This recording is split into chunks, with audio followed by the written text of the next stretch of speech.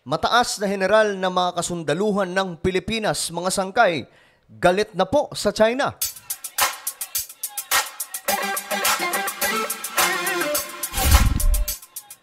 Hello, what's up mga sangkay? Magandang oras po sa lahat ng mga nanonood ngayon. Lalong-lalo na po yung mga solid sangkay na palagi pong nag-aantabay dito sa ating channel.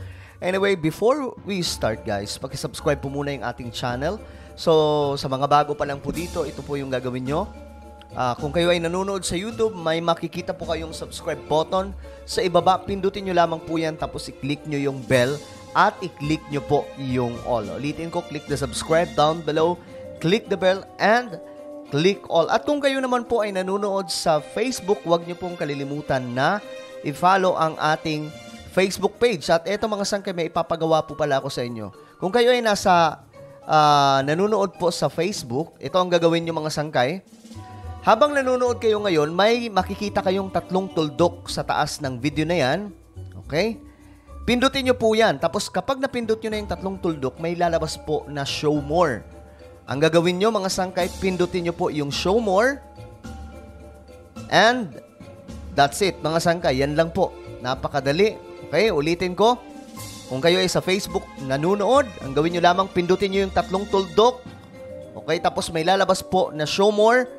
Then, i-click nyo po yung show more. Tapos, ayun na yun, mga sangkay. Then, eto pa pala mga sangkay, i-click nyo rin po yung bell. Makikita nyo po yung bell sa taas ng video na yan. Ayan po, pindutin nyo po yung bell, tapos pindutin nyo rin po yung all. So, eto na mga sangkay, pag-usapan na po natin itong nangyayari sa Pilipinas na bakbakan po sa pamamagitan ng mga sindakan ng salita. Pilipinas at China. At ito po yung balita, no? AFP Chief General Browner galit na po sa China dahil nga po sa ginagawang panghaharas di umano sa West Philippine Sea. Ang tanong dito, dahil galit na siya, ano ang kanyang strategiya, ano po ang kanyang gagawin ngayon sa China? Ito, panoorin po natin ang balita. Pinasinungalingan ni AFP Chief General Browner Jr. ang akusasyon ng China na binangga ng ating bangka ang China Coast Guard ship. May buwelta rin siya sa mga pangaharas ng China sa West Philippine Sea. Nasa frontline na balitang yan, si Brian Basa. Nakakagalit, no? We are just doing a legitimate operation in our own exclusive economic zone.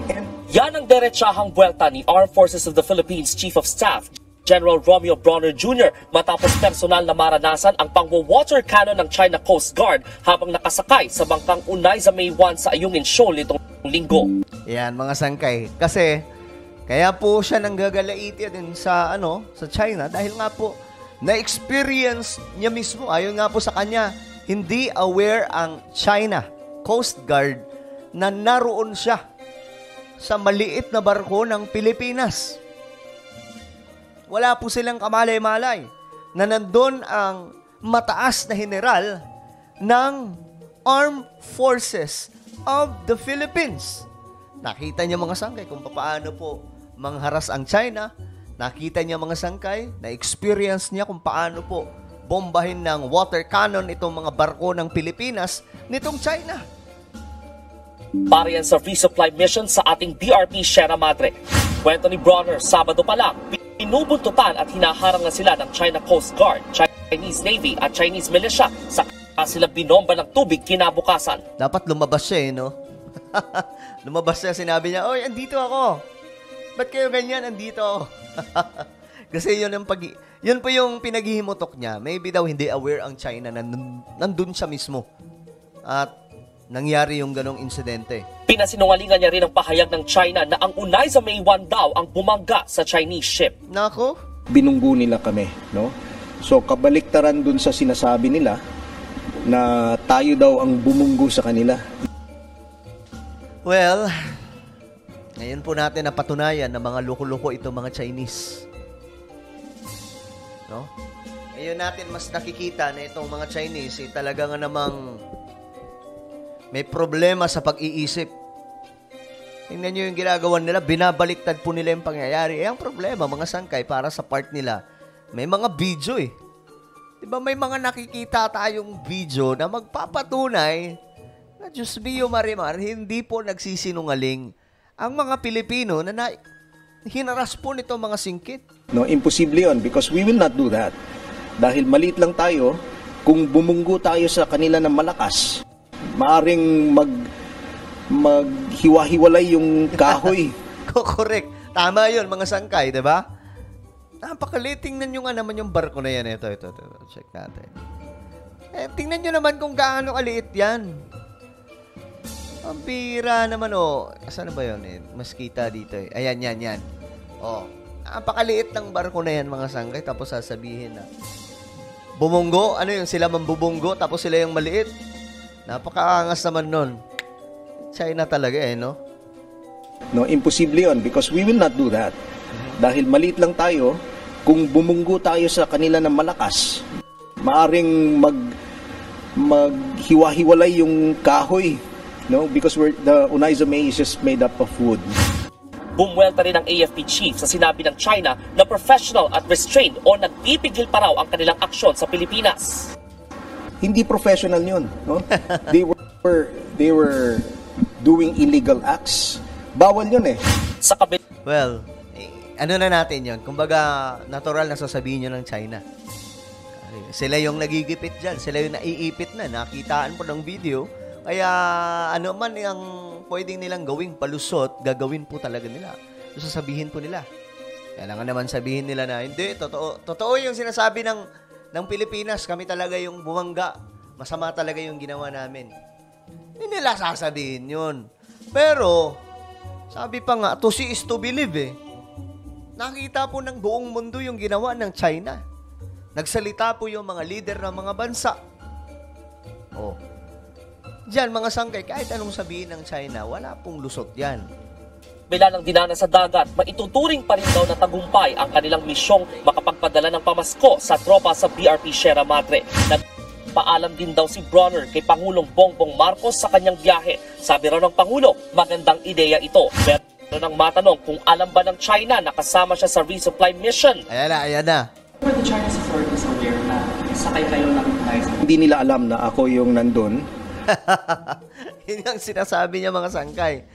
Kaya daw nangyari yun kasi parang hindi alam ng China na nandun ang pinakamataas na Chief General ng Armed Forces of the Philippines.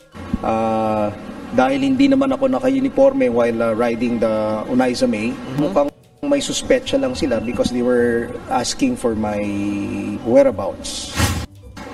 Sa gitna ng back-to-back na pambubuli ng China sa Ayungin at Panatag Shoal, tinatawag na ng ating Department of Foreign Affairs si Chinese Ambassador Huang Xilian. Naku, yung pagkakaalam po natin, mga sangkay, tropa yan ng Pangulo, di ba? Ano kaya ang magiging usapan nila dito? Marami po ang nananawagan dyan na palayasin na po sa Pilipinas Ibalik na po sa kanilang bansa. But I don't know kung gagawin po yan. Pero yung mga senador po natin, yun po yung panawagan nila. At iba pang mga opisyal ng ating government, nanawagan sila na ipatapon na po pabalik itong ambassador ng China dito sa Pilipinas. Pero alam naman po natin, mga sangkay, na marami din pong Pilipino na nasa China at marami din po mga Chinese na nasa Pilipinas. So, hindi po natin alam paano titimbangin yan ng pamahalaan. Kasi kung ipapatapon nila itong Chinese na to, hindi pwede rin ipatapon yung mga Pinoy na nasa China papunta sa Pilipinas. Pero pwede rin gawin ng Pilipinas na ipatapon itong mga Chinese pabalik sa kanilang bansa na narito sa ating bayan. Pero mga negosyante yan na narito, mga sangkay, kumbaga nakakatulong din po sila sa ekonomiya. Pero may mga loko-loko din talagang Chinese. Kagaya po nitong mga Coast Guard ng China.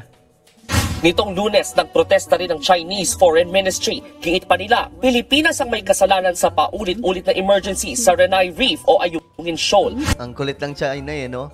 Nagprotesta ang Pilipinas, gumante rin sila ng protesta. Na madaling sabi, mga sangkay, ano to? Digmaan to sa pamamagitan ng mga salita. Wala pang aktual, mga ano pa lamang to, mga sangkay. Sindakan ng mga salita. Pilipinas at China. Ayon kay Bronner, nitong Lunes din nang makausap niya sa telepono si U.S. Joint Chiefs of Staff Chairman General Charles Q. Brown ukol sa insidente sa West Philippine Sea. Tuloy raw ang pagtulong ng Amerika sa Pilipinas sa pagbabantay sa ating teritoryo. Nagbabalita mula sa... Okay. So, galit si Bronner, yung general ng Pilipinas, ng Armed Forces of the Philippines, pero hindi natin narinig kung anong gagawin niya eh. Ano ba? Babanatan niya na ba yung China ngayong galit siya? Well, what is your opinion, guys? Just comment down below. And now, I invite you. Mayroon po akong, ayan, ito mga sangkay, mayroon po akong Facebook group, Fukbong Solid Sangkay. So, kung ikaw ay solid sangkay, yung talagang solid sangkay, mag-join ka dito. Hanapin mo lamang ito sa Facebook para maka-join ka. Okay? Tapos, i-approve ka ng admin. Kung ikaw po ay solid sangkay na tunay talaga. Okay? So, ano po yung magpapaalam? Hanggang sa muli, this is me, Sangkay Janjan. Palagi niyo pong tatandaan that Jesus loves you. God bless everyone.